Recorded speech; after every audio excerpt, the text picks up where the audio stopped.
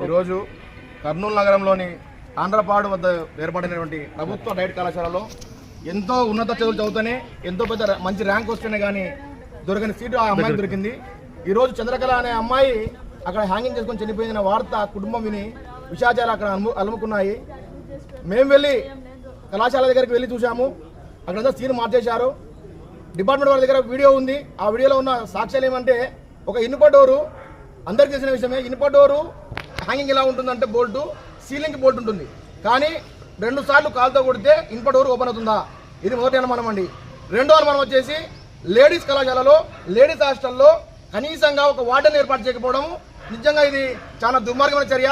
మరి ప్రభుత్వం ఏర్పాటు చేసినటువంటి ప్రభుత్వం నిర్వహిస్తున్నటువంటి ఆ కళాశాలలో లేడీస్ హాస్టల్లో ఒక వార్డెన్ ఉండకపోవడం నిజంగా ఇది అనుమానం దారితీస్తుంది. ఆ అమ్మాయితో ఉన్నటువంటి సహచరిని అడిగితే ఆ అమ్మాయి అంటుంది, అన్న బాగానే ఉన్నామన్నా, బాగానే మాట్లాడుతుందన్నా, ఎగ్జామ్ కూడా ప్రిపేర్ అవుతున్నామన్నా, నేను వాష్రూమ్కి వెళ్ళి వచ్చాను, అంతలోనే జరిగిందంటుంది. అంటే ఆ అమ్మాయిని పూర్తిగా మైండ్ డైవర్ట్ చేసి స్టడీ చేశారు కాలేజ్ వాళ్ళు. ప్రిన్సిపల్ గారు కూడా మీడియాను పిలిపించి మాట్లాడి వెళ్ళిపోయారు. కానీ బాధిత కుటుంబాన్ని వచ్చి పరామర్శించడం కానీ, మీ అమ్మాయి ఇలా ఉండేది కాలేజీలో, మేము ఇలా చూసుకునే వాళ్ళమని చెప్పి ఎక్కడ ధైర్యం ఇవ్వలేదు. ఈరోజు వాళ్ళ పేరెంట్స్ కూడా కలెక్టర్ గారిని వచ్చి కలిసాము.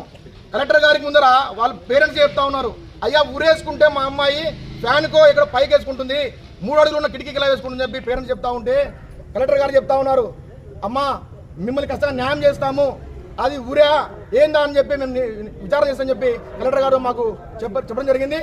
దీనిపైన గాన పూర్తి స్థాయి విచారణ జరిపి దీనిలో ఎవరు బాధ్యులు ఉన్నారు, ఎందుకు జరిగిందని చెప్పి విచారణ జరిపించి వీళ్లకు చంద్రకళ గారి కుటుంబానికి న్యాయం జరగకపోతే రాబోయే రోజుల్లో విద్యార్థి ఉద్యమాన్ని తీవ్రం చేస్తామని చెప్పి మీ ద్వారా డిమాండ్ చేస్తా ఉన్నాము. నా పేరు గౌతమ్, రాష్ట్ర అధికార ప్రతినిధి వైఎస్ఆర్ కాంగ్రెస్ పార్టీ.